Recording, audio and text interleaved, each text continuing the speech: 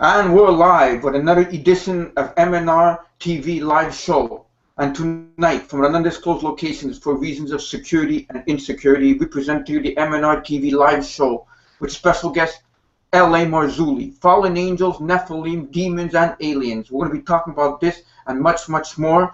But without further ado, let me introduce to you the one and the only, the coffee man himself, the madman from Montreal, Mario. Yes, Robert. I've been looking all week for this show because it's always, how can I say, exciting. It breaks it down very little. It is exciting, and here I have two books of L.A. Marzulli, Further Evidence of Close Encounters, and On the Trail of the Nephilim 1. He has a new book out, but this is part 1, and I have two books of L.A., and these books I've read and I cherish them very, very much. Look at them. Anyhow. This show's been brought to you by the Montreal Anti-Illuminati Task Force. And yes, go ahead, Mario. Well, for sure. It's like, look, I like all the guests that we get on the show. Every single one of the guests are always very important that appear on this show. It makes it even more exciting. Kind of like, you know, the panettone. Google panettone, what that is. It's like the raisins in the panettone. That's what the guests are. They add a lot more flavor. They make the show so much more spicier. Yes, I agree. Always human. Like I said, all the guests are always very important that come on this show, and including everybody, including the people watching the show. That's what makes it even more exciting. All the millions that are watching the show. But anyways, let's get rolling to, you know, the show. That's why we're here. So this is me. This is who I am, Mario.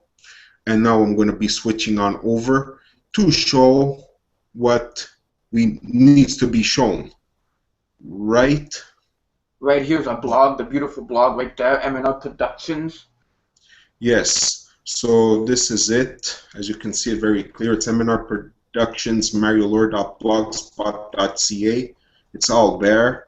If you don't see the video that's coming up, you just got to refresh and then hit the play right there, and you know, the video right there, and right here we've got the beautiful Chatango chat room, which a lot of people love, and that's our main focus of our show. One of the big reasons our show is successful is because of the Chatango website.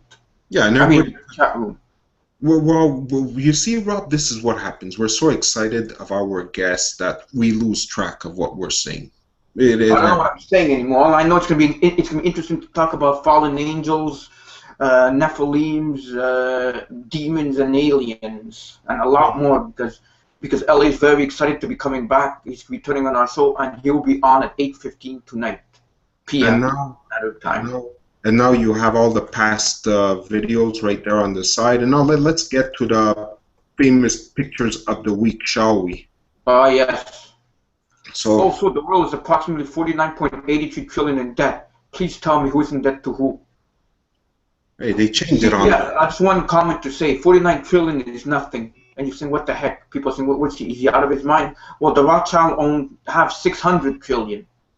And that's just one Illuminati family, the main one. Anyhow, who is the world in debt to? Rothschild. Ferguson is being used as a psyop. Yeah, I do believe it. And they're passing all kinds of new rules just before Thanksgiving. Oh yeah, for sure. I feel sorry for people who think this is normal. I noticed even before I knew about chemtrails that this wasn't normal. No, it's not normal. I figured it was pollution, but it is pollution, but it's man-made on purpose. Chemtrails. And this Black Friday, we came and went last week.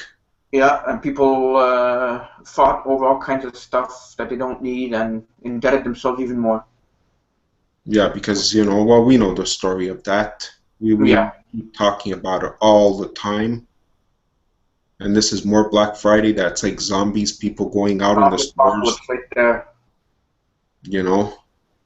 It's like, what the hell is this planet coming to? Maybe the Nephilim are these people. Look at them. Look at them. Especially picture number 2, that guy with his eyes rolling out. Yeah, it's pretty sick. I don't know, man. It's like it doesn't make sense to go out running into stores when the products you're buying today at that price is going to be like that, and from now maybe till Christmas and afterwards. I know. They have to get the latest TV, the latest smart TV, which watches you. The TV's watching you as you're watching them. Okay, next It's one. hard to control, Rob. I mean, they changed it on me. Ah. Okay, there we go. The next one. It's not a conspiracy theory if you can prove it. Well, we do prove it. We prove just about everything. If we don't, our viewers do. And I'm telling you, Freemasons next. The Freemasons, our good buddies. Oh yes, the Freemasons. Look at all they're up to. You can just look at the video there. But the last one, the last picture, the first and the last picture on column 2 is really disturbing. Yeah, what they really do.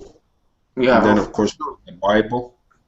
It's still relevant today, in fact. It is more up to date than tomorrow's newspaper. That's true. You just have to know how to read it, where to look, and get inspired by God. And then this one is very popular. It was going crazy. Don't fall into the government's plans to create race wars. They want us to fight each other to make their jobs easier and bring in martial law. They don't care about color. The only concern is money, and that's the absolute truth. All they care for is money. Conspiracy theorist, a person that doesn't watch as much TV as you do. No, but you know what? They should be watching more of MnRTV live show. That's what they should be doing. I know, and there'll be less sheeple. The sheeple should be watching this, us. At least tuning in to us, for sure. How to become a zombie. Fluoride, junk food, TV, consume, never question anything, poor exercise, no sun, don't read, artificial foods, GMO. Exactly. So that's the recipe, the perfect recipe to become a zombie. Very funny, yeah. And there's all kinds of symbols right there. No, Rob, it's too fast. I have to click it slower. Okay, so now if 9/11 proved anything, it's that the CIA is very good at making the truth sound crazy and their lies sound like truth. Well, it is. Well, 9/11 is part of the CIA psyop. They're partly responsible for it too. They played a part in it.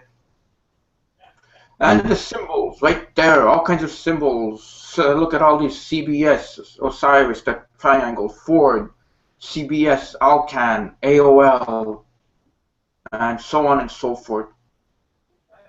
Yeah, well, you know these symbols, you know what it means by now. Yeah, You're not new.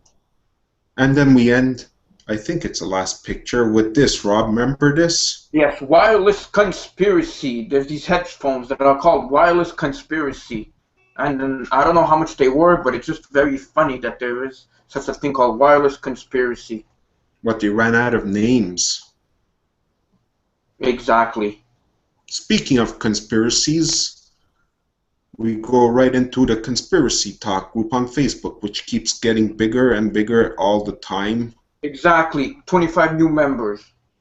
And there's our blog right there for people. With LA coming on soon. LA Marzulli coming on at 8:15, and people are happy that he's coming on. And there's a lot of work we could do just a show just on the conspiracy talk. Fastest growing conspiracy group on Facebook. Yeah. So, but anyways. The only thing is, just a couple of minutes ago, I had to remove a spammer because he was spamming what was a girl with purses. They're still at it, you know? I mean, these people try and rock the group with that, but we don't tolerate that.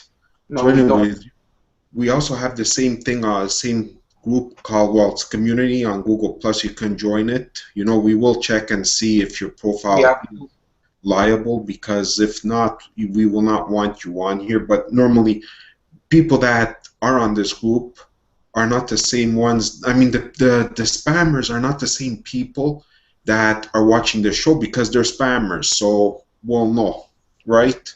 Yeah, we will. Okay, so I guess that's it for the conspiracy talk. Any comments about that, Rob? No comment. Okay, No. the next thing, the news of today. Yeah, a great hockey player, John Beliveau, died last night at 10:30. He was from the Montreal Canadiens. For all the Canadian viewers over here, I'm sure that they know who he is, and he died at 83 years old. Now the thing is, people want to know our American audience, who John Beliveau is. He's the equivalent, I would say, of Babe Ruth maybe, or you know, yeah, that's a good comparison, you know, from the baseball. He's a great ambassador for hockey and a gentleman. Now the reason why I'm bringing this up, it's very funny, eh? But all on the news, that's all they spoke about, his death today. But yesterday, what did they do? What did the government do yesterday? A budget. Why the budget? Nobody heard about it.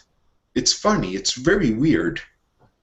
Very, very odd. What do you think? There's something weird with that. I mean, they're doing so many cuts, so much taxes are going up. The food's going up again. The food's going up. The gas is going up. Cars are going up. And yet the media put this first. Well, yeah. Well, that's a tragic death, you know. I mean, 50 years ago, the world wasn't as corrupted as it was now when he was playing in the 50s and 60s. No, but I just find it weird that, you know, I understand he was an amazing ambassador, amazing person, but the fact that there was actually a budget that, you know, it could have even started riots. They just put this on the news like that. People just forgot about the budget yesterday. Very weird. That's what I find out. You're saying that they use his death as an excuse? I don't know, man. I hope they're not, but no. Even one of the reporters said that today. He pointed that out. He goes, it's funny. Well, what I just spoke about, he said the same thing. So, anyways, let's get on to the news. That's it for that. We're not going to, this is not a sports show, but still, we had to bring that up. Exactly. Now let's start. Now, this is, you see that, Rob? Program of Pope's apostolic trip to Turkey. Why, he went to Turkey? Yeah. Okay. On the 28th to the 30th, you see? Yeah, and what is he doing? He's trying to bring peace? What's His Holiness Francis up to? I don't know. No. Anyways, whatever articles I'm putting up here will be in the description underneath the video once it gets recorded. But he just went there. Yeah, well, very interesting that he went there. I don't know why, what he's trying to do. But well, he has his own agenda that he has to take care of, so who knows? So we found next. Right? Yeah. I mean, I had to post that up because I was saying to myself, why did he go there? What's the reason of him going there? Subconscious, and is this what I found or you found? You found this and you sent it to me. Our good subconscious buddy. Ordering. Pizza Hut introduces menu that scan eyes to take orders. That's from Infowars.com. Our good buddy Alex Jones. App aims to read customers' minds to suggest an order. Google knows what we're thinking about already. Well, because yeah. Pizza Hut restaurants are launching a creepy new interactive menu which will watch patrons' eyes to determine what they'd like on their pies. With eye tracking. This is like the ads that Google does. It's the same thing, only now you're doing it in person. Yeah. Exactly. You know, well, I'm not going to read the whole article, but, you know, just to scan it. Imagine the technology that's going on. It's like George Orwell's 1984. A police state that's going to know and tell you what to order. And they know your medical history. They'll say, no, you can't have pizza, sir. No, too much cheese. You have cholesterol. It's coming to that. Pizza Hut on top of that. When was the last time I went to Pizza Hut? So long ago because I don't like the sauce. It's all in the sauce, I say. Yeah, exactly, for sure. Anyhow, next article, because I'm starting to get hungry again, and I cannot go eat until the show's over. Yeah, I know, and we don't want to get the audience wanting to leave the show to go grab a slice of pizza somewhere, you know, wherever they may be. Now I found this somewhere, and Today, I was listening to Coast, and Catherine Albright did say that RFID implants found to cause cancer and tumors in animals.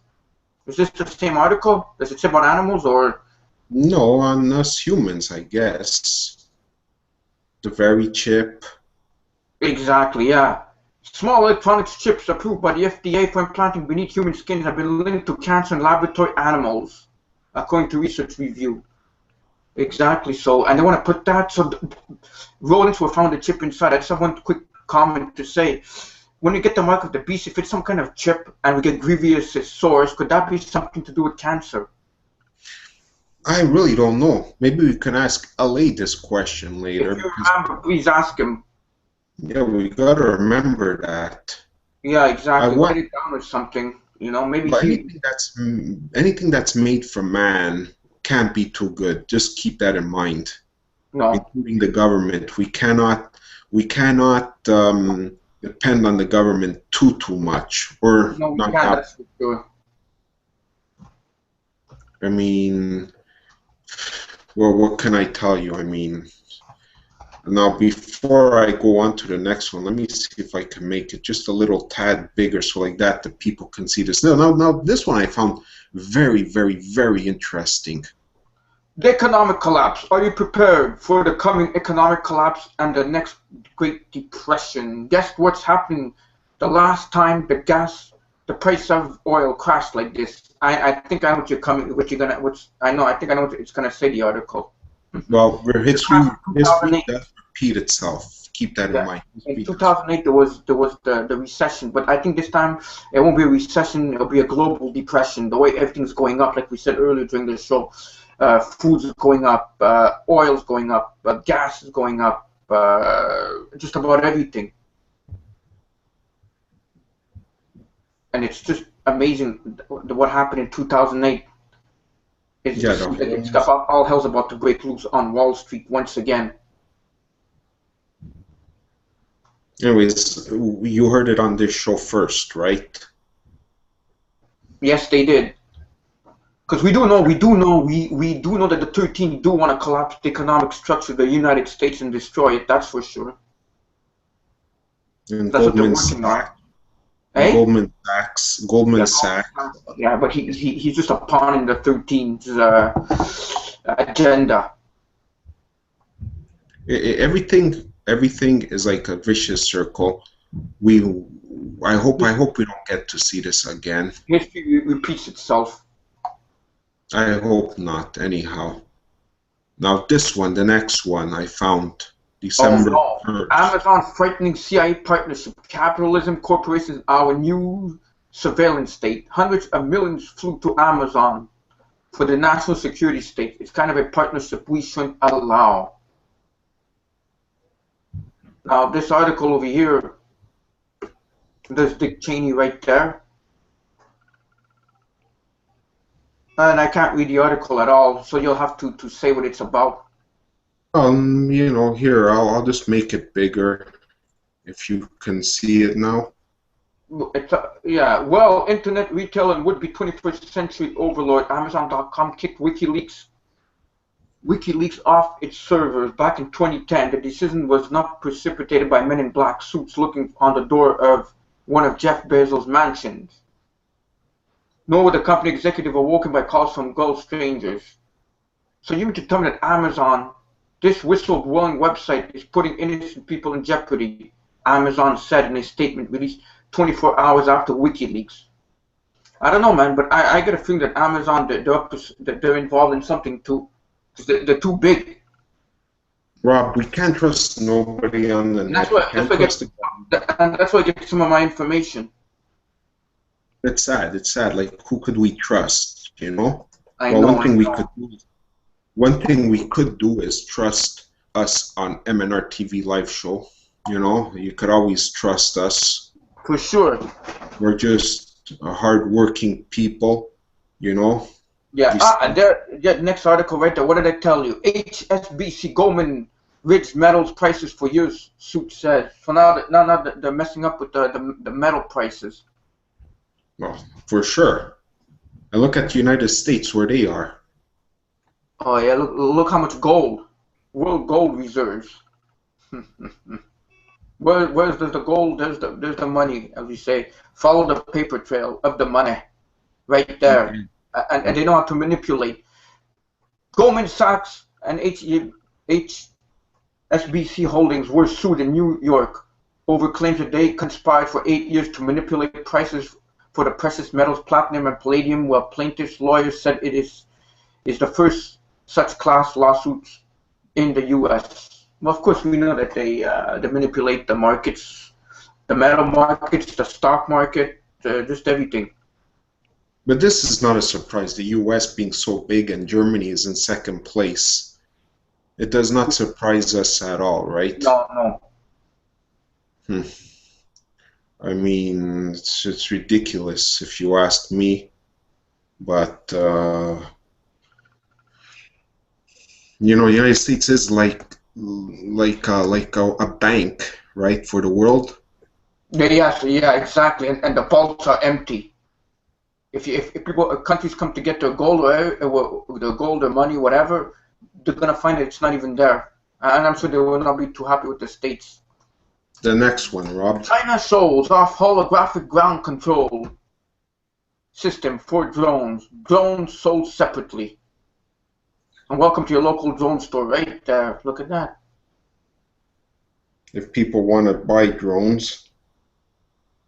Yeah, look at the state of the art. This is state of the art holographic images right there, a display, and that's in China. Yeah, look at that. China just took the technology, you know, with all the blueprints we had, you know, we gave it to them. Speaking of it, you heard about North Korea, what they did? Apparently they hacked into the Sony systems. The world. Have you heard about that? No. Okay, yeah. Sony, the Sony Corporation was hacked, and they're thinking it's North Korea that did this and they hacked into the movies because there's a new movie coming out with that's gonna have the North Korean president being there's gonna be some CIA trying to kill him, so he got offended, and apparently he may be involved in hacking the company as revenge, the Sony Corporation. And there's the drones right there, getting back on track right there. Yeah, I mean, China, look at what this one says right there. Star Trek and Star Wars to RoboCop. You see that? Yeah, exactly. But all this technology that we've got in the last 50, 60 years is all alien technology. That's for sure. Reverse engineering. Reverse engineering by aliens, and which they're actually demonic entities, which they're fallen angels, but we'll get into that later on with our guest. Okay, No. Next information right here. This is very. Facebook submits names of users posing in pictures with guns to Homeland Security. I wonder if they would do that to us if we had any guns. No, Facebook. but you know what? To all our American viewers, keep this in mind because you're being watched. Exactly. Facebook Illuminati. Oops, sorry. I mean Facebook CEO Mark Zuckerberg confirmed rumors this morning that the conspiracy would be handing over names. No, the company would be handing over names and photos of site users who have posted pictures of themselves with guns to the government. Democratic leaders applauded Facebook's move, stating that it is important to know who has guns in America, especially since many of the weapons they've seen could very well be unregistered. Pretty interesting picture, hey Mario? Very interesting, and very interesting news bit right here, you know? Exactly. So it's becoming like Canada, because in Canada we can't do that. We can't have pictures of guns. And this is because of what? Police state. Well, for right? sure. Exactly. There's more pictures of girl with gun, Texas cheerleader. cheerleader, and she's 19 years old. Kendall Jones, 19. Yeah, she has a gun, and she's posting now on Facebook, on Pin It or whatever. And I'm telling you, I'm sure that Facebook, they reported us a long time ago. We're being watched. But it's okay because we do not have nothing to hide here. Right? That's right. What is there to hide? They know. Now, this next thing that I'm bringing up, it just, you see that? Quebec language police to target English retail websites. So it's starting with retail stores. When are they going to hit us? I hope they don't hit us anytime soon. No, we're not making money from this. No, I know we're not making money, but the Office Québécois de la langue française has set its sights on stores' English websites. Several big American retail chains have found themselves in the OQLF's crosshairs. Companies that have a physical store in the province must have a French website and virtual store. Can't they have a French and an English one? no, they can't. Not here in Quebec. But it's only a matter of time before they stop us from getting these English websites. I hope they don't. They don't, because I'm going to be quitting the internet and I'm going to be moving away, and screw Quebec. Screw them. All right, Robert, let's not get carried away. I'll change article. I don't want you getting pissed off because it's not worth getting pissed off. That's what Satan wants. He wants us to get pissed off over that. Open minds, UFO. It's not going to happen. Hold on, Rob. Hold on. Okay. Open minds, UFO news and investigations. What would an MnRTV live show be without any UFOs? Another alleged UFO sightings near volcano in Mexico. As you know, there's all kinds of when there's volcanoes, it's been known that there's UFO activity right there. Another question for LA. Maybe he would know tonight. Remember to ask these questions as I interview the great L.A., our good friend researcher L.A. Marzulli. And so that's it. I mean, there's nothing really in this piece of news bit that I mean, you see it right here. Yeah, for sure. It's Why like a UFO that's been, on the image is a picture because people like pictures and it's kind of blurry, but the blurry video makes it impossible to make out any physical details of the flying object, but the object's behavior and flight path are straight and smooth as the UFO appears to gradually descend. Okay. I mean, it's very weird. It's very odd that they do that. I don't know if anybody knows why. What are they going in the hollow earth? Is that what they're trying to do? Well, there's been UFOs that I think have been known to go in volcanoes, but like I said, our guest could probably answer that better than we can because he's an expert author and researcher. Okay, and the final one before we call Trish up.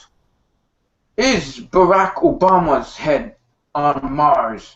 UFO expert claims to have spotted rock resembling the president in rover image. Yes, I've heard of this before. I never really paid any attention to it, but UFO enthusiast claims to have spotted Barack Obama's head on the Martian surface. They say a panoramic image from 2005 taken by the Spirit rover shows a rock-shaped cannonly linked to the president's head, and that could easily be part of a statue. And yeah, right there. It's not enough that there's so many pictures of him all over the net. Now they have to take pictures of him on Mars. Well, don't forget. Apparently, the Illuminati do have a base up there in Mars, and we have confirmation that Fritz Springmeier did say that also. Look at this. This has something to do with he believes the structures are in 3D printed. 3D printing. Now that's the thing. I never really researched 3D printing. Can't you, when you do 3D printing, could you make a gun or something? Rob, you could build a house apparently. Apparently, you know what they did with the 3D printers? They brought them to the space shuttle. What do you call it? That's there. I forget the name. And they could make copies of us. They could make a mannequin out of us.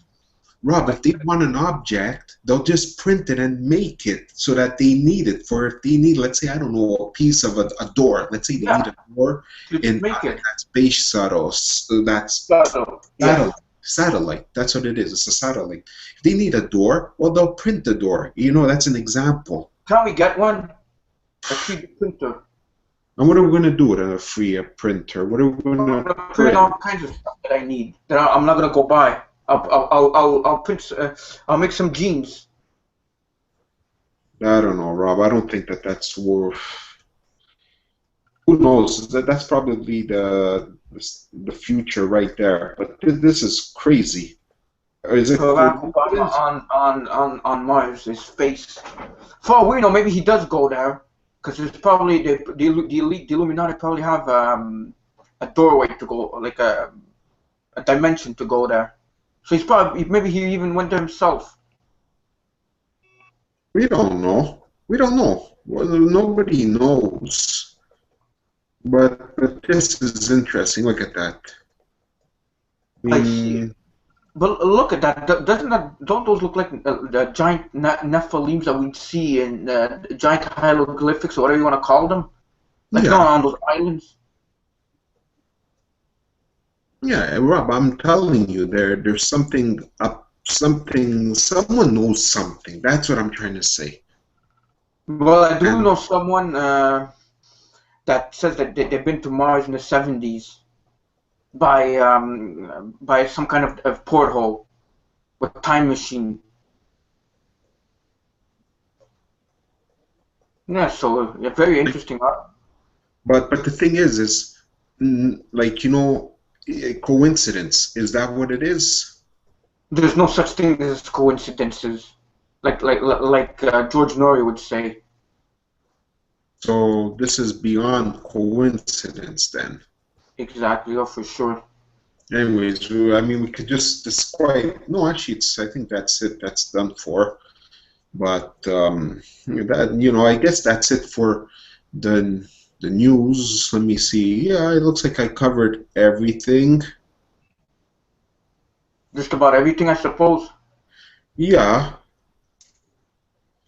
I mean, Trish is dying to come on. Okay. All right, so folks, do not go anywhere. We're gonna go on break, and then we'll come back around when it's, well, now we got quite a while. But at 8:15, we're gonna have author and researcher L.A. Marzulli. So don't you dare go anywhere. You won't want to miss this interview. All right. So here she is.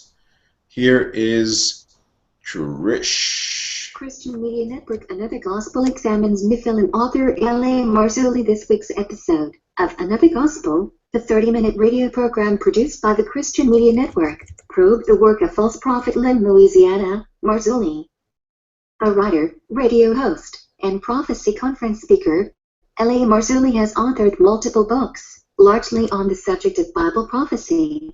His literary and broadcast output emphasizes the Nephilim account, and Marzulli predicts they will return in the guise of extraterrestrials. Fielding a regular blog, as well as his own radio program, Marzulli's worldview is examined in the program, as this new episode of Another Gospel seeks to track how L.A. Marzulli carefully seeds the faulty Israel First theology into the mindset of those interested in the ET phenomena, like most Nephilim aficionados.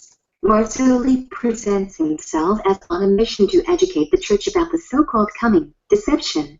In reality, the deception is already well underway, and Marzulli is a significant contributor to it. This episode of Another Gospel zeroes in on the cleverly concealed rapture cult apostasy found in the spiritual output of L.A. Marzulli. The program on L.A. Marzulli will air the week of October 5th, 2014 on the Christian Media Network and the Geo Media Network. The episode is also online at ChristianMediaResearch.com for on-demand listening for a period of 1 week. Another Gospel is the radio series characterized by edited excerpts from the false prophets of our time, in their own words. The provocative program also includes closing commentary, analyzing the various errors which were presented in the earlier segments of the program. Each installment of the program features 3 segments, with the first two segments comprising a radio narrative presenting the views of a specific false prophet, whose work and doctrine is featured throughout the show. The deceiver is afforded the majority of the program, as the final third segment of each program seeks to address the false doctrine just broadcast. By citing scripture, Another Gospel is unusual in that it is the first radio program which intentionally provides a lengthy presentation of false doctrine, as spoken by the deceiver in question. The idea is to accurately distill that person's teaching down to about 20 minutes, to get to the often hidden facts associated with their doctrine. This revolutionary approach provides the Christian media ministry with a vehicle with which to reprove the individual and/or ministry targeted the probes. Program times may be located in the online schedules for GEO and CMN at the network's respective websites. In addition to the show being online at Christian Media Research, com for on-demand listening during the course of the next week. Another Gospel is heard on two of Christian Media's three radio networks, CMN and GEO. See below, as the networks have AM and FM affiliates, which will also broadcast the program. Program times may be located in the online schedules for GEO and CMN at the network's respective websites. Yes, so thank you very much, Trish. Always appreciated when you come on and, you know, talk to us and let us know. Right, Rob? Yes, for sure. And in a couple of minutes, we're going to have the great L.A Marzulli coming on the show, and it's going to be a wonderful show. Are you excited, Mario? Rob, I'm always excited to have L.A. coming on. Everybody knows. It's yeah, exactly. And right here, am I seen right now? No, hold on here. The spotlight's on you right now as we speak. Okay, right here, I have two books of his. Like I said, L.A Marzulli, Further Evidence of Close Encounters, a wonderful book that includes 55 pictures and a lot of stories and documentation of people with close encounters. And this book here, On the Trail of the Nephilim, Giant Skeletons and Ancient Megalithic Structures, L.A Marzulli. This is a great, wonderful book, and he has a new book coming out, part 2 of this. And if you read part 1, believe you me, you're going to want part 2 of this. It's a wonderful book. L.A Marzulli, a wonderful author, one of the greatest authors I know, and researcher. And it's wonderful to have him on the show very soon, in a couple of minutes.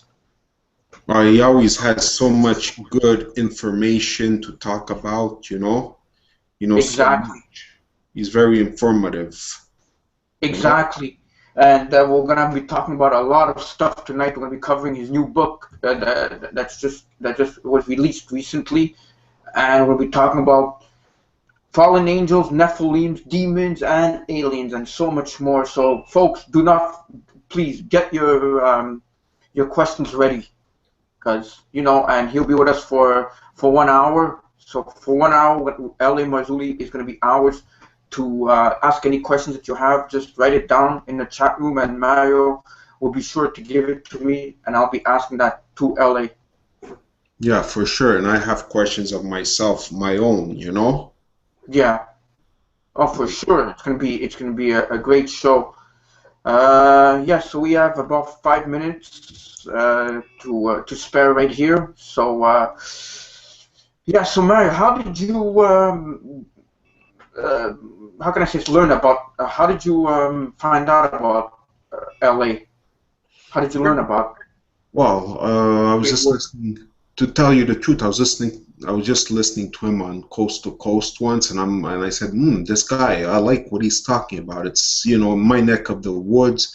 It's what I dig, you know. So I said, I want to get this guy on the MnRTV live show because he just knows so much about such an interesting topic. And plus, what I like about him is he gets everything that's biblical, you know, because that's very important to me.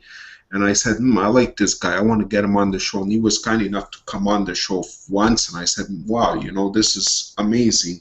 It's a third time he comes on the show. He was on last year, and there was another time he came on. I think he came on a couple of years ago, too, because we've been doing the show for quite a while.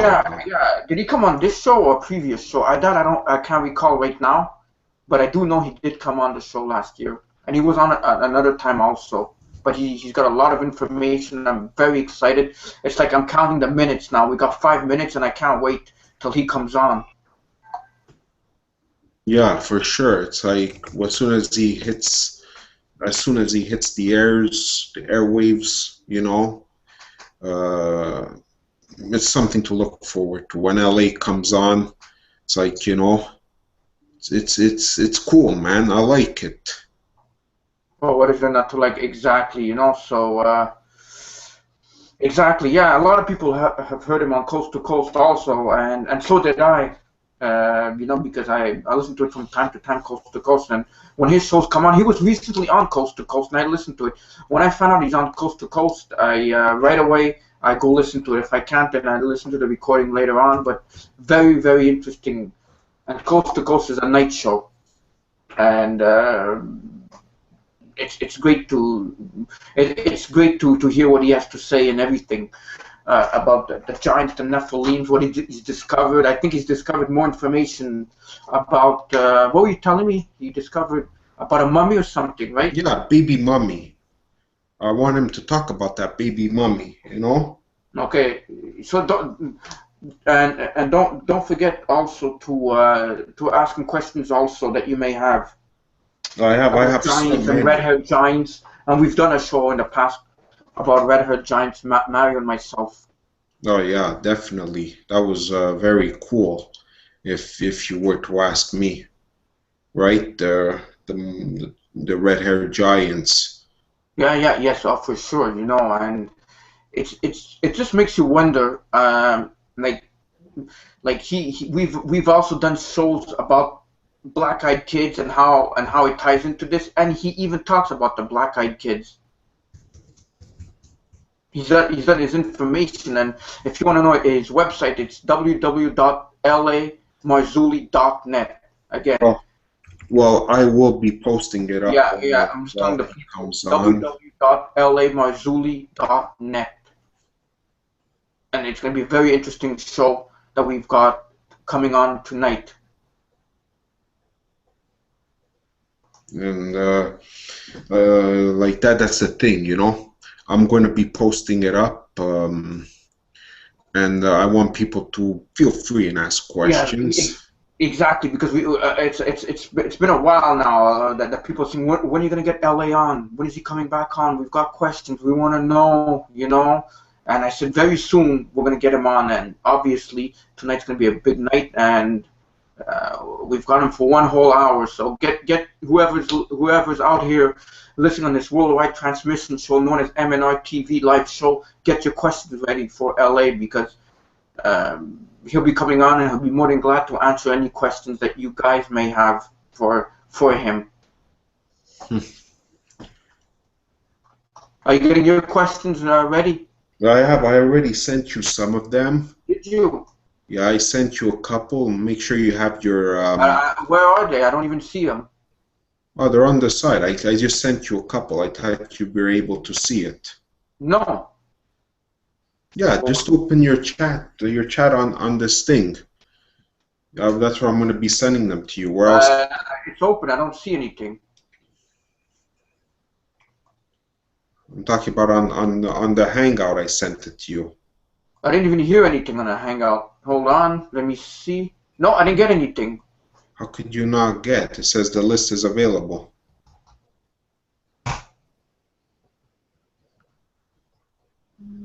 I guess you'll have to send it right there. On here, you want me to send it? Yeah, I don't see it anywhere else, and I don't want to start messing. You know how it is. I don't want to start messing up this whole thing, because this thing is very hard. It's very delicate. No, but I sent it to you on the group chat, which is right on the side. Oh, the Chatango. No, not the Chatango. On the side over here, you just have to open it. No, I don't see it. You have to send it to me where I told you to send it. It's better that way, because I don't want to mess up everything, because we got to get Mr. L.A. Marzulli right now. So I'm going to get him up on the show, and we should have him very soon. All right. All right, let's do this. Yes, let's do it. Hello, LA. Yes, hey Robert. Hey, how are you? I'm good, man. How about yourself? I'm all right. I'm all right. I'm just trying to get the volume up over here. Okay. All right. So, LA, welcome to the MnRTV live show. Nice to be here. Yeah, welcome back. So, as I understand, you've got a new book out. Yeah, it's called On the Trail of a Nephilim 2. It's about 250 plus pages. It's an oversized book, 8.5 by 11, full color, 4-color photos that are in your face. And some of the evidence that we've discovered that's in the book is, in my opinion, groundbreaking. So much so that I'll be appearing on the History Channel next week on their new show, In Search of a Lost Giants, with some of my information. Oh my! Oh wow! That's gonna be very interesting to have. Yeah, pretty cool. Is it gonna be the History Channel? It's gonna be. Is it gonna be live or it's a recorded show? It was already recorded, so they're gonna do it tomorrow. Okay. Okay. So that's gonna be wonderful. And are you able to tell us more about this book and the new DVD that came out? Well, I'd love to. There's so much information in it. That it's just, I mean, where to start. Back in Peru, we had all sorts of incredible adventures in Peru. Some of the artifacts that we uncovered literally are groundbreaking. I mean, never before that I'm aware of, or since, anybody's done some of this stuff. We uncovered a 2,000-year-old elongated baby skull from the Paracas History Museum that Senior Juan Navarro allowed us to do. And to our utter astonishment and amazement, the hair of the baby skull was strawberry blonde, which is not supposed to be there. So could this be some kind of hybrid? Well, that's kind of what we're believing it is. We really don't know exactly what it is. That's why the DNA testing is so important. The theory that I've been working on, Robert, as you know, is that these Nephilim tribes, there was a diaspora, there was a dispersion of the Nephilim tribes when Joshua and Caleb pressed into what is known as the Promised Land, or more commonly called today the Levant, about 3,500 years ago. And Nephilim tribes, we believe, fled the area, and there were perhaps different genetic characteristics for certain tribes. The Paracas people fit that timeline. They show up in Paracas about 3,500 years ago. Gee, what a coincidence. And they settle there, and they're there until about 2,000 years ago. They suddenly just vanish off the face of the earth. And it happened about would that be tied in with the flood? No, the flood was certainly much, much earlier than that. The flood was thousands of years before that. So this is a latter incursion that happens thousands of years ago. Well, figure it out. Yeah. 3,500 years ago. So probably 4,000 years ago, there's another incursion. I mean, that's a lot of time. That's way, way back there when you think about it. Oh, okay. Yeah, that's for sure. It's a long, long, long time ago. And when in the Bible it does say that God destroyed, He flooded the world to destroy the Nephilim. So it seems like some of them must have escaped, right? Well, not so escape. You see, the problem is we know from Genesis 3 that there's a seed war. We hear it over and over and over again. And we don't really hear it over again, but we see evidence of it. That's what I meant to say. But we see evidence of it all through history. And in Genesis 3, we read that there will be enmity between your seed, talking about Satan, the fallen angel, and the seed of the woman. I will put enmity between your seed and the seed of the woman. It's a seed war. It's a genetic seed war. Whose offspring will triumph? That's the essence of what is going on here. And this is why to only believe that there's only one incursion of a Nephilim or one incursion of the fallen angels completely takes that passage of Scripture and truncates it. Narrows it down to this little box that's nice and fit and, well, it won't happen again. Baloney. It's happened numerous times in antiquity. We see evidence of it, in my opinion. Do you think there was actually UFO sightings in the Bible?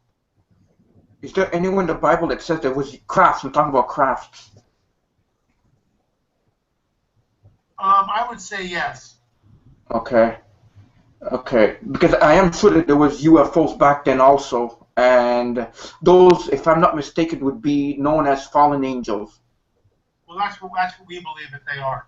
We're not sure why they need the craft. Perhaps it's part of their inability to move. Perhaps they literally their wings were clipped. Perhaps they were grounded in the fall. So they've created this way of coming from the upper dimension into our dimension. That's just a theory. These craft do things which they shouldn't be able to do, and yet they do. They make right-angle turns. They move. They accelerate from like 0 to 20,000 miles an hour in a split second. How's that possible? So we're looking at what Dr. Jacobs would call a future physics, and I believe it is. But I believe this physics comes from another dimension, and that's why it's so utterly perplexing to us. Do you think there's going to be a full disclosure anytime soon? Honestly, yes. I think that we're right on the verge of it. And it would, I think maybe this year. would it be done by President Obama? Well, that's the million-dollar question, isn't it? It's hard to say, Robert. I think disclosure will come at some point, but it's hard to say when it's going to happen. All I know is when the United States admits the extraterrestrial presence is real, that's a game changer. That's a game changer. And I think we're rapidly heading towards that. The people on the other side of the aisle, the exopolitic movement, the ancient alien crowd, all believe that we're headed towards some sort of disclosure. And of course, I completely agree that we are headed towards disclosure. Absolutely. It's going to happen sooner than later. Exactly, for sure. And isn't Hollywood and all the media just like getting us ready for this to happen? Short answer to that, yes. There's a new movie coming out in February. Let me see what the name of it is. Hold on, just give me a second. Yes. I have it here in my email. Okay. Something about Jupiter. Jupiter Rising, I think, is the name of the movie. And I watched the trailer today, and it was just unbelievable. I mean, basically, they are saying what I have been saying for years: the idea of the coming great deception, that aliens created us about 100,000 years ago. I mean, that's what they're saying. It's called Jupiter Ascending. And basically, right in the trailer, which I'll blog about sometime in the next couple of days, they're saying in the movie that life was seeded on Earth. That's called panspermia. And that is precisely what I have been warning against for years now. That this is called the coming great deception. And people will believe a lie. They do not believe the truth that God of the Bible created everything ex nihilo, spoke it into existence, and so God sent some strong delusion, and that's where we are. So many people are ready to believe in the strong delusion. One of the prophecies that we have for 2,000 years ago is when Yeshua tells us that even the elect would be deceived if that were possible. Why would he warn us of something like that? Why the dire warning? Who are the elect would be deceived if that were possible? And that's where we are. Yeah, who are the elect? Are they talking about scholars? No, actually, the elect, I would say, in that particular instance, is Israel, the elect of Israel. But it can also apply today because many Christians now are grafted in, and so it's a technicality. But the elect is always Israel, but then the church is grafted in. So with that in mind, even the elect would be deceived if that were possible. So there are watchmen like myself who are waving our arms frantically, trying to warn of the coming great deception.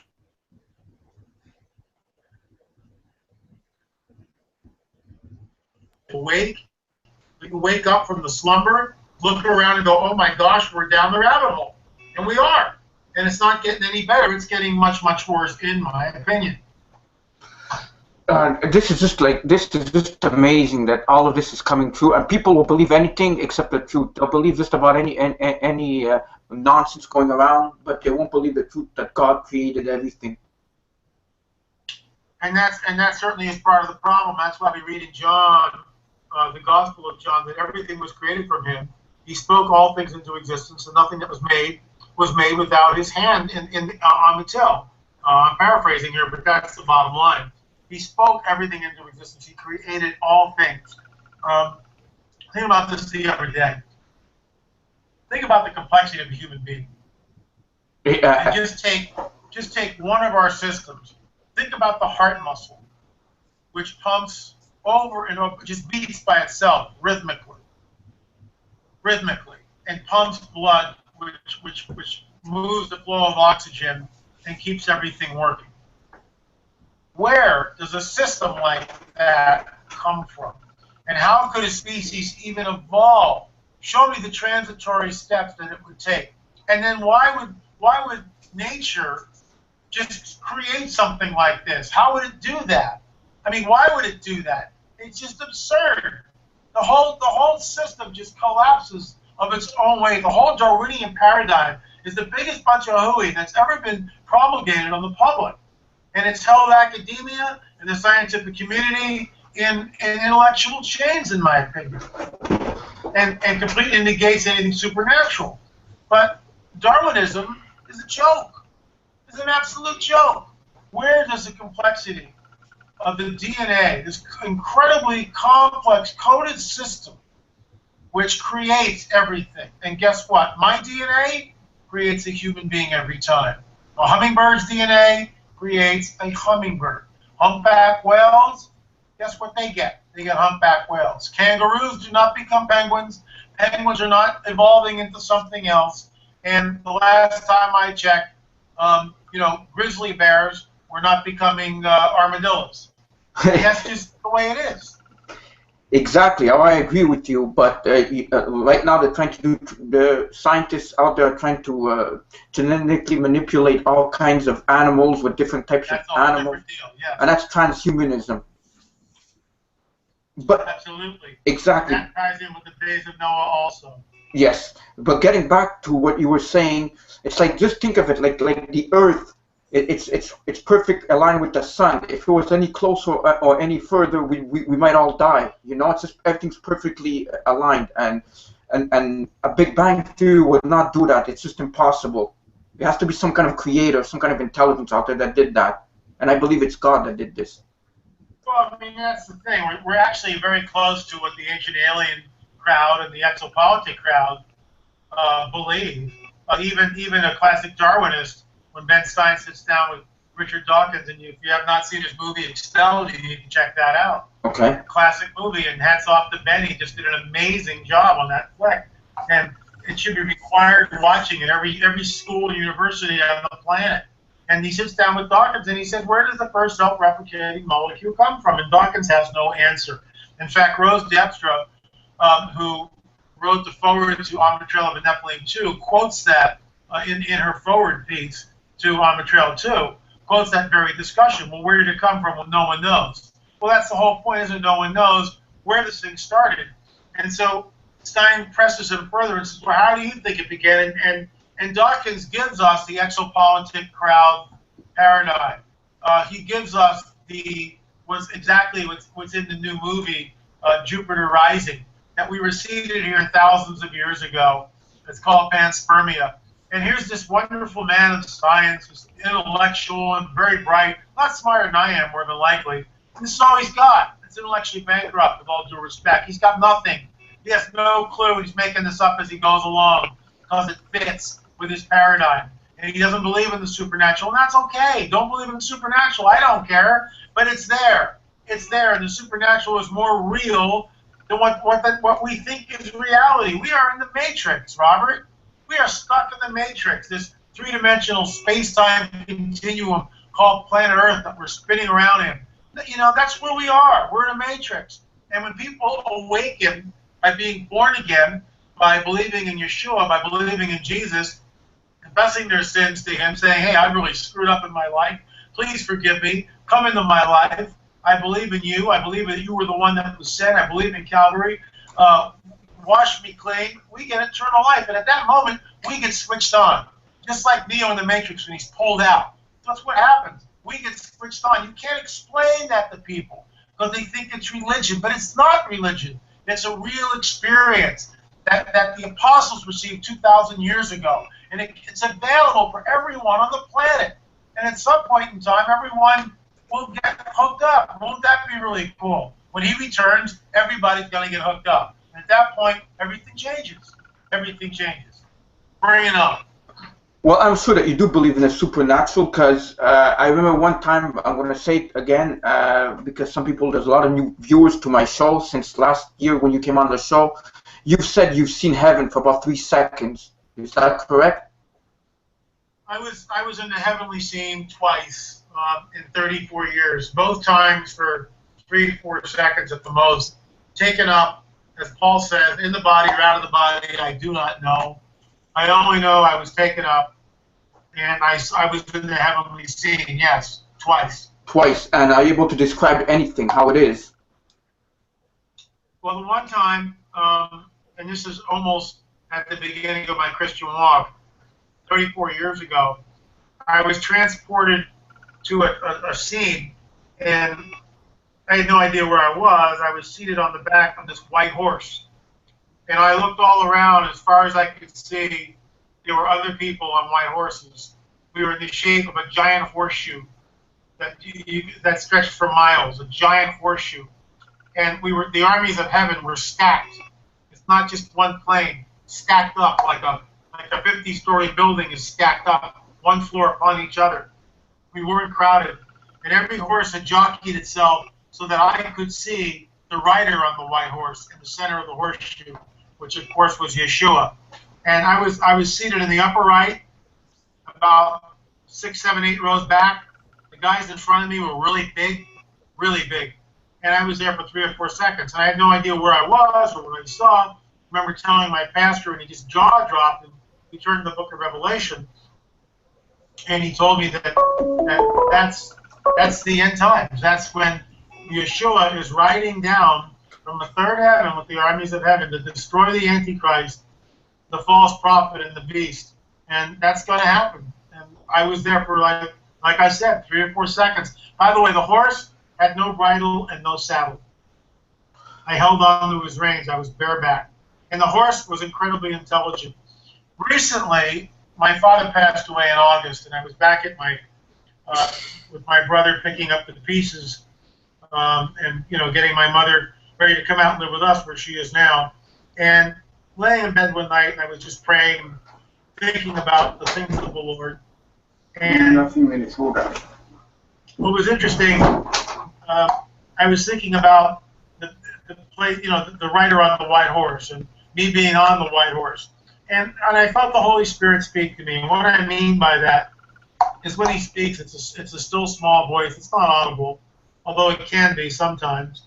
But it's still small voice, and it's like always within the mind. And I've learned in the last 34 years to distinguish my imagination from the Holy Spirit from the fallen one. And, the fallen one can whisper also. But this was from the Spirit of the living God. And he said, that white horse that you were riding is your gift from the Father. And I just went, what do you mean, my gift? And then it dawned on me, Robert, that this horse flies. Think about it. Just think about that. Think about how amazing it would be if Robert Carabini had a white horse that flew. You would not need your motorcycle anymore, nor would you want it. And I just broke out laughing at that. And you can turn to Revelation 19 and read it for yourself. Don't believe me. Read it for yourself. Oh, I'd love to be flying on a horse, and that would be like just mind-boggling. I bet when you were in heaven, it was just like unreal. I think I'm talking about another incident that happened to you.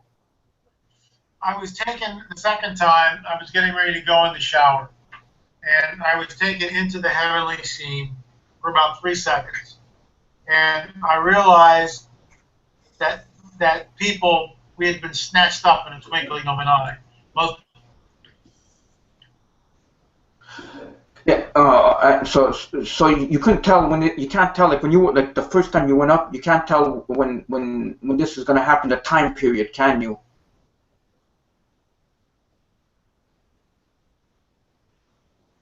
LA? I accidentally muted you, sorry. Oh, okay, no, it's okay. Yeah, no, there's no way to tell what time period it was. That would be wonderful. Go ahead. Yeah, I was taken up into the heavenly scene for 3 seconds, and we were all standing there, facing the same direction. My clothes were different, as was everybody else's. And second one, I realized where I was. Second two, I realized there's this holy reverential silence which permeates the entire scene. Everyone is incredibly still. It's a holy reverential silence. Second three, I realized to my absolute astonishment that my sin nature is gone and I'm free, totally free at last. And then I'm back and getting ready to go in the shower, and I just fell on my knees and wept because it was just an incredible moment. Did you meet Jesus? No. Okay. Again, I was only there for 3 seconds. I was taken up, and I just told you what I saw. Okay. But I know he was there. Okay. It's just too bad we can't tell the time frame when this is gonna all happen. I know, tell me about it. Like. It's carefully hidden. Carefully hidden, Robert. Carefully hidden. It's too bad. Like the first time you went there and you said you saw everybody gather around, dressed up, ready for fighting or whatever they're doing. Like ready to battle. It's just too bad you can't tell the time frame if it's in the future. No idea. In both instances, Robert, there's no way to tell. There's no. Absolutely none. So do you think this could happen to anybody? These experiences that you had? Well, remember, there's only two, and they're almost 30 years apart. Or actually, about 30 years apart. Do you think it could happen to anybody? Oh, sure. It doesn't happen to everybody, but No. it can. People through the centuries have had what you would call mystical experiences, for lack of a better term. I just look at it as walking with the Spirit of the living God, and that's what he likes to do. He likes to take us and show us stuff. I mean, he enjoys that, and I'm certainly a willing student, so there you go. Because some people, I know that this is not really good to do. They say that they could get out of their bodies and fly into the heavens and everything. Yeah, you don't want to do that, because where you wind up is in the second heaven. The second heaven is the home of the fallen angelic host. It's a home where the deception happens. It's a place that you don't want to be at. You'll gain knowledge there, but at what price? And it's not a good place to be, period.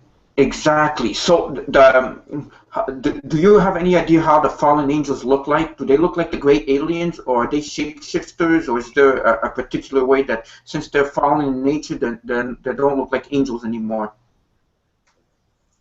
I think they have fallen, and they don't look like the angelic host. They have changed into something else. I don't know what. The one man that I have spoken to who had an encounter with a fallen angel who was called Mothman in 1966 or 1967. That's a misnomer. We don't know what this entity's name was. The reporter just named it Mothman because the Batman series was popular then. And the name stuck. But Lawrence Gray had an encounter with this entity in his bedroom around 3 o'clock in the morning. I wrote about this, by the way, in Further Evidence. And he described it in one word: wickedness. Wickedness. And he said it had like a one-piece jumpsuit on. It had a dark cape, dark wings. Its head was sunken down to its shoulders. It had arms. And that's what he told me. I mean, he saw, in my opinion, a fallen angel. That's what he saw. It's incredible when you think about it. Yeah, exactly, for sure. And for our viewers, what's the difference between a fallen angel and a Nephilim? A fallen angel is the other half of the equation that sires a Nephilim. The Nephilim is the byproduct or the progeny of the fallen angelic host of heaven and the women of earth. That's what a Nephilim is. And what is a demon for people out there? A demon is the disembodied spirit of the Nephilim that were washed away in the flood. Okay, and these demons, where do they reside? Are they on? Demons Demons are earthbound. Demons are earthbound. Okay, and right above the atmosphere of the earth, they're earthbound, and they manifest from time to time. I believe the demons look like orbs, and those orbs go into people. We've actually got photographic evidence of that. That's called possession. Sort of like The Exorcist. Well, yeah, that's what it leads to. That's what it leads to. And who's more dangerous to look out for? Can fallen angels possess human beings also, or just their demon children, so to say? Well, that's a really interesting question. Really interesting question. Fallen angels don't need to possess anyone per se, but we also know that Satan himself enters into Judas. Right. Which is total possession. So how the heck does that happen? And we don't know the mechanics of that. We do know that it happened because the Bible tells us it happened. Satan enters into Judas. So something's going on there. Total possession, just like what I believe is going to happen to the Antichrist at the end of days. He's going to be totally possessed by Satan.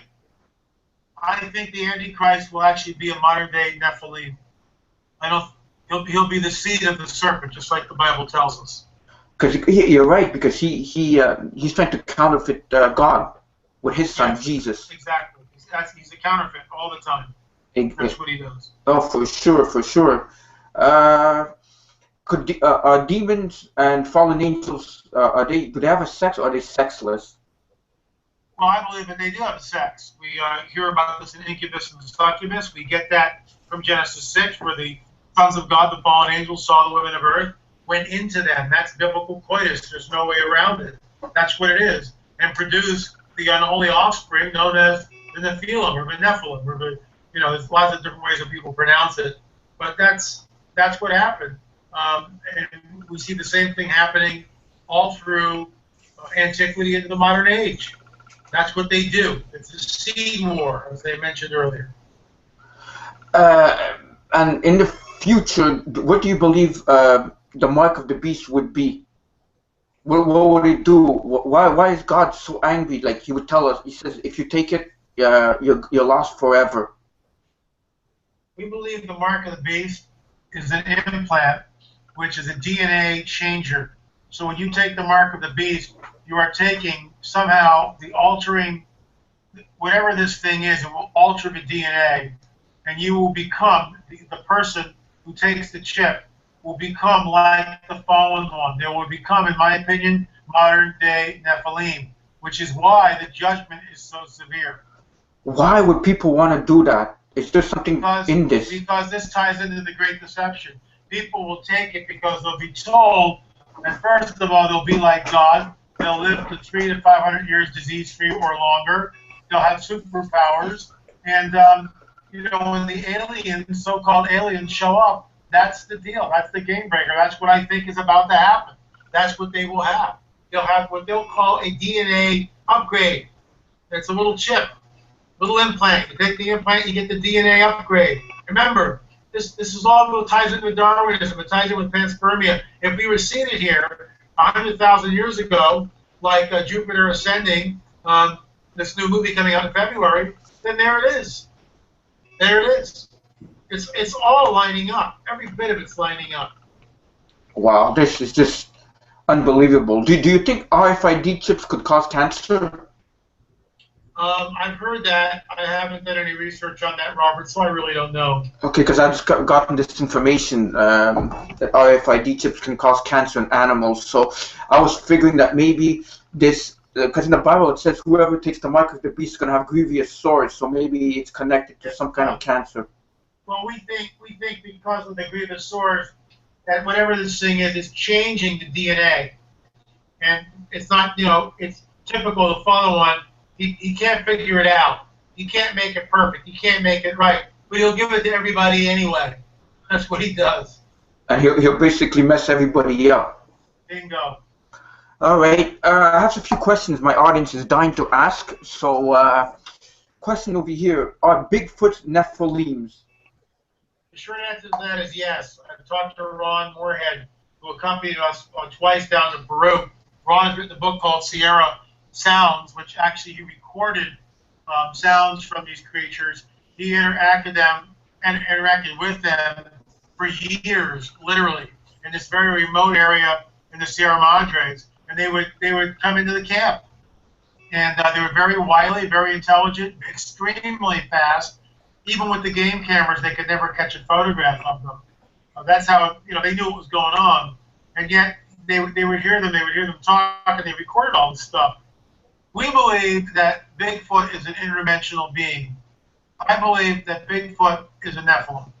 And I know that sounds crazy, but other people now, Ron Moorhead came on the camera, and he believes that Bigfoot is a Nephilim also. And that's what I think they are. They're interdimensional creatures sired by the fallen ones. And that's why we can never capture them, really, because as soon as they're captured, they disappear like in a portal of some kind. Yeah, exactly it. Can you describe anything about red-haired giants? Well, we talk about this in On the Trail with Nephilim 1. We talk about it in On the Trail with Nephilim 2. The red-haired giants permeated the Americas. There's no doubt about that. I sat down and did an interview with a Navajo elder who talks about Yaitza, the cannibals, the red-haired giants.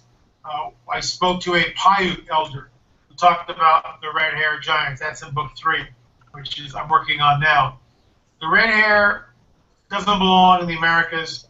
Many, many different tribes talk about this, and of course archaeologists poo-poo it as some sort of superstitious nonsense, but it's not. It was real, and we show one of the giant skeletons. I'll be on the History Channel next Tuesday on the show Lost Giants and In Search of the Lost Giants with Jim and Bill Vieira, and they interviewed me via Skype, and I showed them my intellectual property that I discovered in the museum on Catalina Island. Ralph Glidden did primitive archaeological digs in the early part of the 19th or the 20th century rather, and a cache of records and photographs was discovered by the former curator of the museum, John Borgina, and I had access to those records, and I discovered 4 to 5 photographs which I believe are completely anomalous.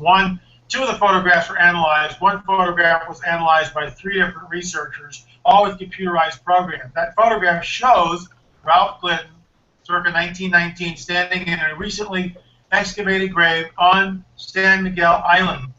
And if my memory serves me right, I think it was San Miguel Island. And in front of him is a very large skeleton in situ. In other words, it is not a disarticulated bone pile. The skeleton is in situ, intact. It's been uncovered in the same way that it was placed in the grave. 3 people volunteered. Actually, 4 people volunteered. 3 people had the computer software to go with it. It was a triple-blind study. All 3 people believed that they were the only person working on the file. But I had 3 of them working on it. They all had different computer programs. All of them put the skeleton just under 9 feet. Just under 9 feet. And the other skeleton we analyzed had 6 fingers, and that's not supposed to be there. That skeleton found on Catalina also just under 9 feet. So I've already blogged about this. I talked about it on In Search of the Lost Giants on Vieira's show. It's in the book. It's really the only photographic evidence that we have so far, which is conclusive proof of a giant. It's been analyzed. It's a triple-blind study. The critics can sit there and tell you that, oh, it's staged. Well, show us how it was staged.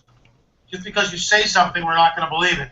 We spent the time and the money and the energy to prove that the photograph is genuine. It's not photoshopped or staged in any way. And we're 99.999% sure of that. With a certainty, we can say that photograph has not been manipulated in any way. It was the original photograph, and I took a photograph of it. And that's just one. There are others out there, Robert, and that's why we're on the trail, and that's why I'm writing book 3, because we have other information that we have not yet presented to the public. And your books are very fascinating. I mean, once you start reading it, I can't stop until I finish reading it, you know. And then I relook at it and everything, you know. It's very wonderful. Another question says, my question for LA: has he heard about whistleblower Karen Hudges and how she has connected the elongated skulls to the World Banker's lineage going back before Babylon? Yeah, I've spoken to her. She's taking that information from our preliminary DNA testing that was done by the late Lloyd Pye. I'm not sure who really she is. She's been on my show before. I'm sorry, what? She's been on my show before. I had her on. I spoke to her on the phone, but you know, I respect her. I believe that she's entitled to her opinion, but she really doesn't understand what the Nephilim were, and in that case, she may be a disinfo agent. Just be careful. Yes, I've heard of such things before. You know, thank you very much. Other questions, which is also sort of connected to her, but does LA do any work with Ed Spencer, the experts on elongated skulls you had on your show? Well, Brian Forrester, I would say, and Senior Juan are certainly the world's experts. I'm probably after that, you know, David Childress, and maybe I'm a close third. I don't know. You know, we're trying to get samples out for the DNA testing. We've had them molded by Joe Taylor, the curator of the Mount Blanco Museum. You know, we're on this thing like white on rice. We've had many people examine them and look at them. I've had surgeons look at them. I've had forensic anthropologists look at the casting. And what's interesting is we know from 1842 that 2 archaeologists were down in Peru, and they uncovered a female mummy, and the mummy was, the woman was 7 months pregnant. And so they went in and opened her up to see what the fetus would look like, and the fetus had an elongated skull. So that blows it away. That blows the cradle headboarding argument completely out of the water, in my opinion. 1842, no one's talking about the Nephilim then. No one's talking about any of this stuff. There's this debate. Some are saying it looks like it's genetic. Others are saying, no, it's all cradle headboarding. And now, hundreds of years later, 150 years later, whatever, we're saying some are cradle headboarded, but some are not. And this seems to be pointing in the direction of an outside agency manipulating the human genome. And of course, that outside agency, in my paradigm, in my worldview, is that of the fallen angels. That's for sure. It's a game changer. That's for sure. I mean, absolutely. I mean, it's the fetus is in the stomach in her, so it was born like that. So it's definitely not human. That's for sure. You know, I only wish people would realize it more and do their research instead of just laughing it off. But what can you do? Some people are like that, you know. Next question: does LA still do DNA work on those different skulls? Well, I guess you did answer it. Robert, we're in the process of that again. It's very difficult to get samples out of Peru. We've got archaeologists who are working on it. We're trying desperately to get the proper permits so we can get the information out to the people. And that's what we're trying to do, even as I speak. Great, wonderful. Do you have any black-eyed kid news? Do I have any black-eyed kids? News, some news, like some new information. Oh, that's what the question says, yes. Nothing new. There was a sighting several months back in England that talked about the black-eyed kids. It was in several of their papers over there. I have not received any emails from people who have had encounters. It's sort of trailed off a bit, but that doesn't mean that it's still going on and people just aren't reporting. Right. And what are black-eyed kids? Black-eyed children, we believe, are hybrid beings. Again, the offspring of fallen angels and the women, some sort of genetic program. They are not children. They're much older than that, but they are stunted. They look like children. And therein lies the conundrum. They are sent in, and people who encounter these beings are terrified by them. And once the level of fear is reached, the beings vanish. We hear it over and over and over again. Has anyone ever let them into homes and lived to tell the tale? There's one story which we discuss in our Watchers series with David Weberly, who wrote the book on the black-eyed kids. Yes. And it's just a great read. If you have not read it, pick it up. But David talks about a woman who picked up her son in the family van in small-town USA and stopped at a little convenience store, not a gas station, like a little general store. Everybody knows everybody else in the town, so she leaves her son in the car. Her son's about 8, 9 years old. She's only gone for like 5 minutes. Basically, you know, no, I mean, it's a really safe town, so it's not like she's doing this in New York City. And she goes out, and she gets in her car, looks in the rearview mirror, and next to her son is this boy with black eyes, and she totally freaks. And she gets out, grabs her, opens up the side door, grabs her son, and flees into the general store. Calls her husband, calls the police. She's absolutely frantic. Well, when the police arrive, no one's there. No one's in the van, and she will not get in the van again. So her husband shows up, and he drives the van. They switch cars, and she drives his car. He's less than a mile down the road. He gets into a horrific accident. He's hospitalized. The boy who had the encounter becomes sick, and no one knows why he's sick. And the doctors can't figure out what's going on. And the disease, whatever this is, the malady, just kind of manifests itself in ongoing different diseases. And it's baffling the doctors. Finally, the couple let their church know about it. The whole church gets together, and they pray over this boy. They break the power, and the boy is healed. And that does not go, you know, without saying that it's a supernatural problem, and you need a supernatural answer if you got a supernatural problem. And when they prayed, they broke the power of the fallen. When they broke the power of the enemy, they were able to get the victory and move on from there. I have a question over here. My question is for L.A. Did Eve have sex with Lucifer and carry the 2 seeds, one from Adam and one from Satan, known as the Cainites? Cain and Abel were twins? ? Cain and Abel were not twins. We know that Adam conceived, or Eve conceived. Adam went into his wife, and she bore Cain. And then later on, she bore Abel. They're not twins. I mean, just read the text. If you say they're twins, you're making that up. And that, of course, is the whole serpent seed theory, which I don't hold to. I don't believe that. Adam knew his wife, and his wife conceived, and she bore a child, and they named him Cain. I received something from the Lord. And then Adam, you know, Adam went into his wife again, conceived her. Eve conceived and bore another son, and named him Abel. And the rest is history. The fallen one, Most High God appears to Cain and says, "Hey, sin is lying at the door, but you can overcome it. Timshel, read East of Eden. Timshel, the Hebrew word, you can overcome it. It's not locked in stone. You can beat this thing."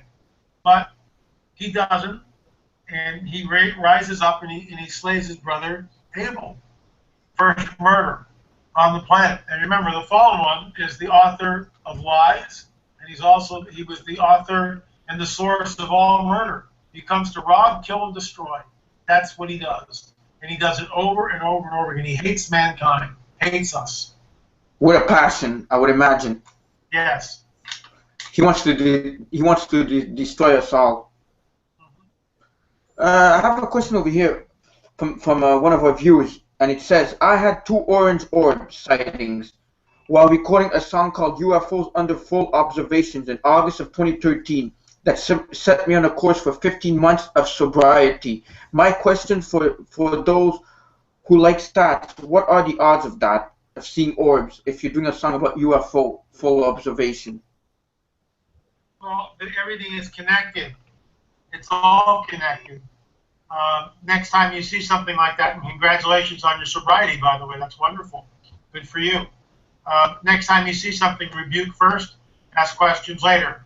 Call upon the God that you know, because that's why you're sober. God, whoever you may conceive him to be, immediately call on him and ask for protection and ask for deliverance and rebuke. If you're a Christian, you rebuke in the name of Yeshua. you rebuke him in the name of Jesus. That name is powerful. And when you say that name and you rebuke those entities, they will flee from you. They are afraid of him.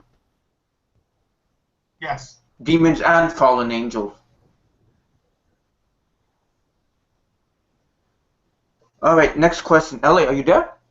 Yeah, I'm here. Okay, because you went dead for a second. Does LA have any big trips planned for next year?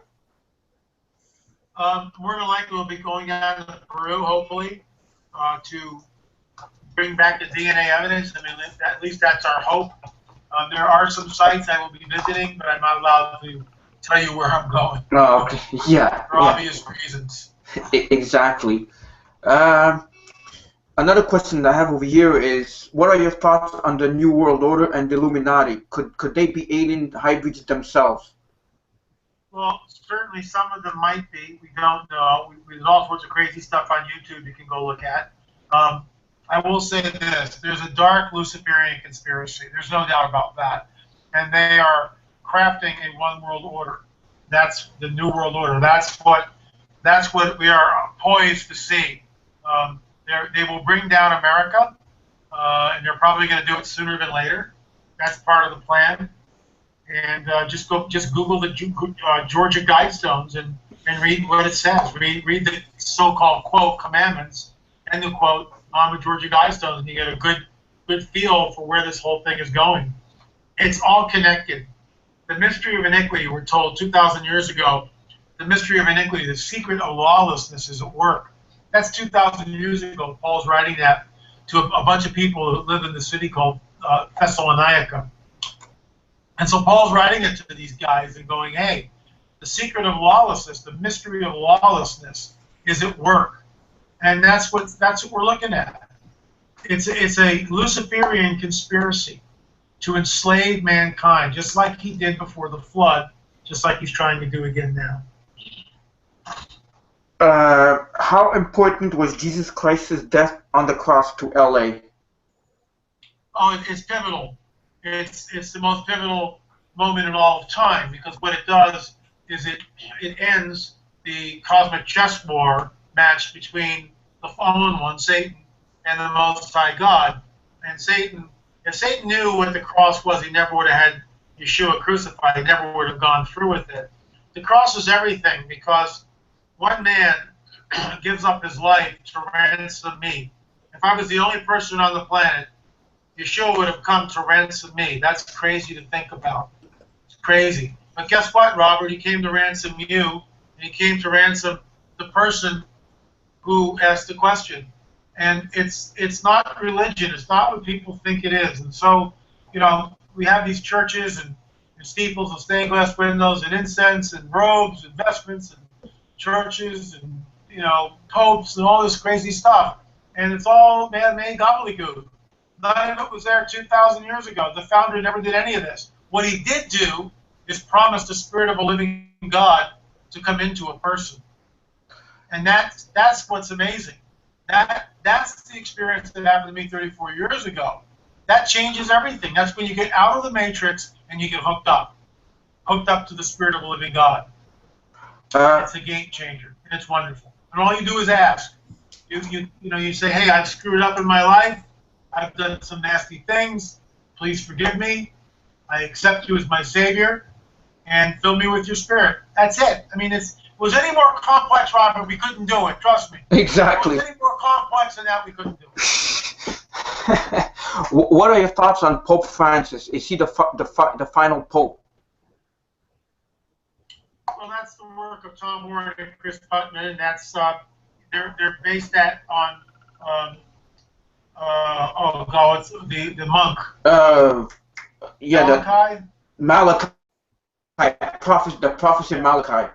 Yeah, and Saint Malachi. It's very interesting, and it's the type of thing, and I don't really write about. I watch. As a watcher, sometimes I just take information like that, stick it on the back burner, and keep an eye on it. And that's one of the things I'm keeping an eye on. The fact that Benedict stepped down was incredible. The fact that Tom Warren and Chris Putman theorized in their book a priori, well in advance of anything happening with Benedict, they predicted that he was going to step down. And 8 months after their book came out, Benedict stepped down. Unprecedented. Unprecedented. So, you know, they got something going. They were right about that. They could be right that this is the last pope. We'll have to wait and see. Something that I watch. Exactly. I've read their books, Vaticana, Exo Vaticana, and also Petrus Romanus. It's wonderful books. I read it last year, and people should read those books also. Good book. Exactly. We have 10 minutes on the show, and I have a little more questions over here. And why did giants eat humans? It's a weird deal. They were cannibalistic. We're not sure why. To get to that point, you've got to be completely depraved, but that's what they did. And you'll notice in Jack the Giant Slayer a few years back, the movie, the same thing was going on there. The giants were cannibals. They were eating human flesh. That ties into the pseudepigraphical book, the Book of Enoch, found in the Dead Sea Scrolls, quoted 70 times in the Tanakh, referred to in the New Testament. It's everywhere. Rabbis knew it. Rabbis understood it. So we can certainly at least appreciate its historicity. And the Book of Enoch tells us that the Nephilim began to eat the flesh of human beings and drink their blood. That's cannibalism. And that's one of the reasons why the flood. And guess what, Robert? We hear the same exact thing from the Native American tribes. That's startling. That's astonishing. Yeah, it's like the pieces are fitting like a puzzle. They do, absolutely. A question over here. Could Satan obtain Jesus' DNA at the cross? That's a really interesting proposition. Yes. A friend of mine, Bill Myers, wrote a book called The Blood of Heaven. And it deals with that very thing. If you had the blood, could you then clone Jesus? The short answer to that is no, you can't. Remember, he's half God, half man. Fully God, fully man. Go figure how that works. But that's what he is. That's part of the mystery of the incarnation. But he is that. So you would get a man that looked like Yeshua, but would not be Yeshua, and certainly would not be the God-man that came the first time. I have a question for you personally that I just thought of. You know Jesus that we see, like the picture with the long hair and the beard? Apparently it's a painter from the 14th century or something like that. Have you heard about that? And he doesn't even look like that because no one knows how he looks like. And he may not even look like that. And maybe he had short hair. Well, no, he doesn't. And the reason why, we have an artifact called the Shroud of Turin. The Shroud of Turin was carbon dated back in 1982, and that carbon dating in 2005 was proven to have been skewed and probably deliberately done so. There was a protocol for taking samples of the Shroud of Turin and then having them carbon-14 dated.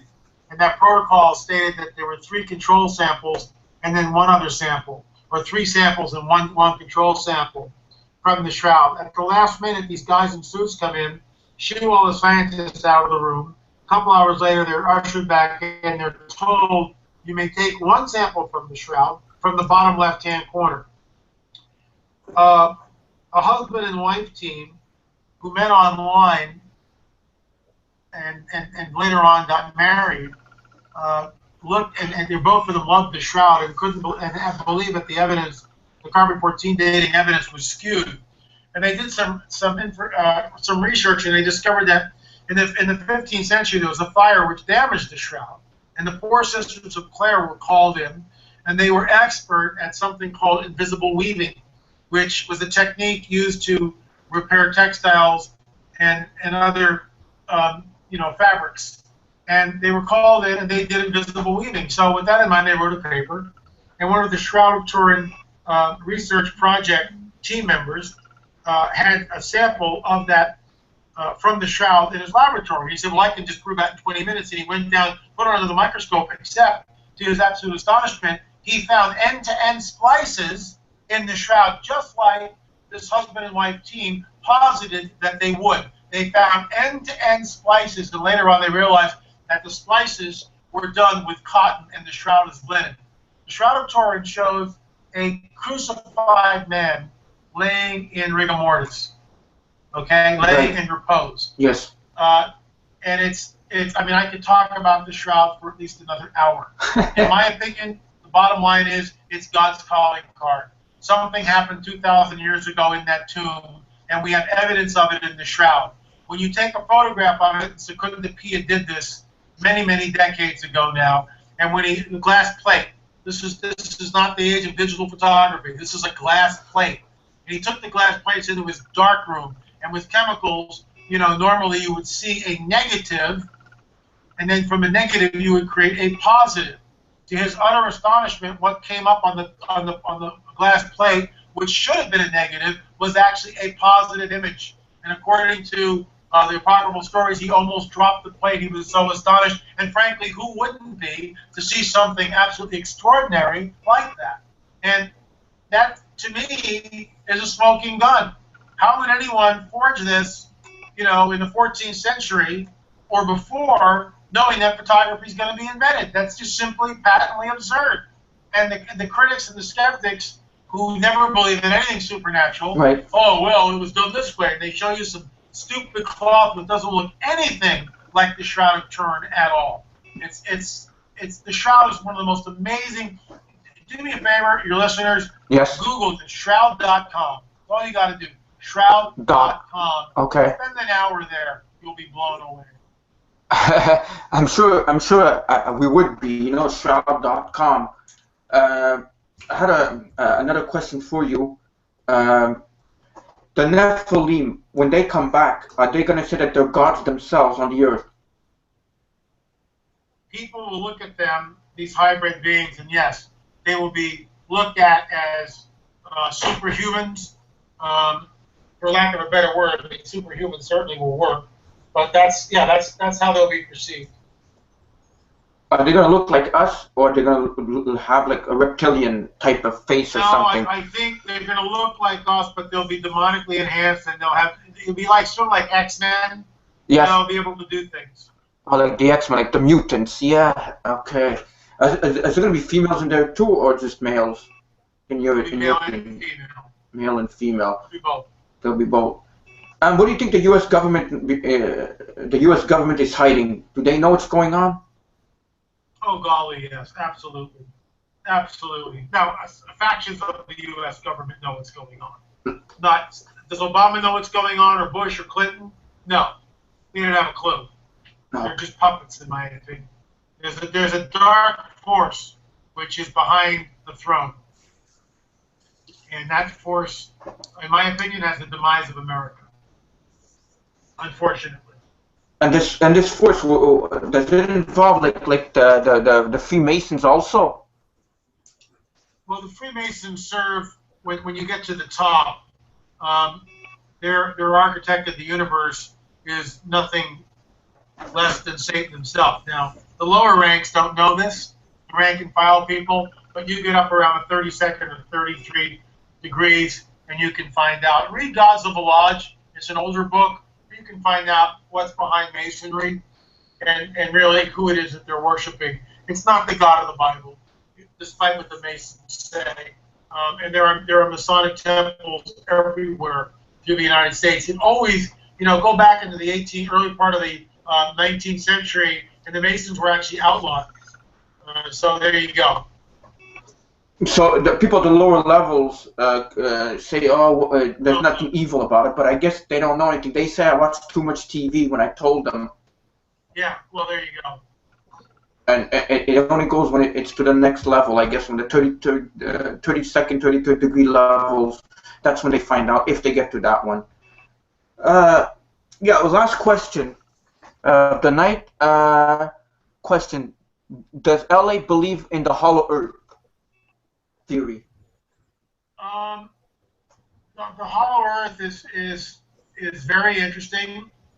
The Nazis believed in it. Jules Verne wrote a great book about it. Admiral Byrd seems to have witnessed something like it. We don't know.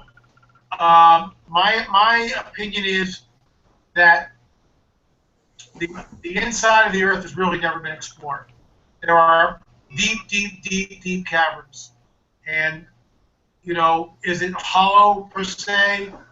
Not like Jules Verne's, but yeah, all sorts of stuff could be going on there. Absolutely. Because they say that sun, that there might be an inner sun in there. They have their own in-core sun or something like that. And there's also been UFOs that have been seen going in there.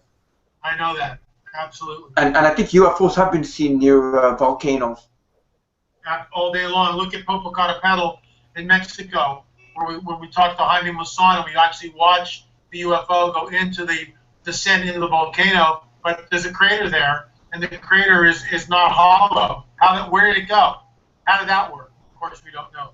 We certainly don't know what's going on. And one final thought: hieroglyphics of Egypt, are they? Does that have to do with the Nephilims? Well, not necessarily. Writing could be brought by any civilization can invent some kind of a writing. The elongated skulls were present in Egypt. Yes. Some of the building techniques that we see, for instance, the Great Pyramid, in my opinion, was not built by Egyptians, period. It was not built by Egyptians. It's far older, as the Sphinx also is far older. And, raise up to Loper, the thing speaks for itself. Show me how you cut limestone blocks with chisels. I know you can do that, but just show me. Get a team of people out there and show me. And then who the heck designed this thing? And it's not a tomb, Robert. It's not a tomb. No. I believe Giza was some kind of an energy source, a power plant of some device. A very technical, highly advanced machine that's been lost in antiquity. Which was built either, I don't know, by the fallen angels or the Nephilims. I would say the fallen angels with the Nephilim. I call it, and Patty Heron, the late Patty Heron would agree with me. This is built by the giants, the Nephilim built it. This is fallen angel architecture. We see it in places like Baalbek, Sacsayhuamán, Ouattara, and other places. Absolutely. Right. Well, what a fascinating hour we've had with you. And in closing, is there anything you would like to say to my viewers? Well, thank you for listening. If you want to have a real ride, On the Trail of the Nephilim Volume 1 and Volume 2, which just got released recently.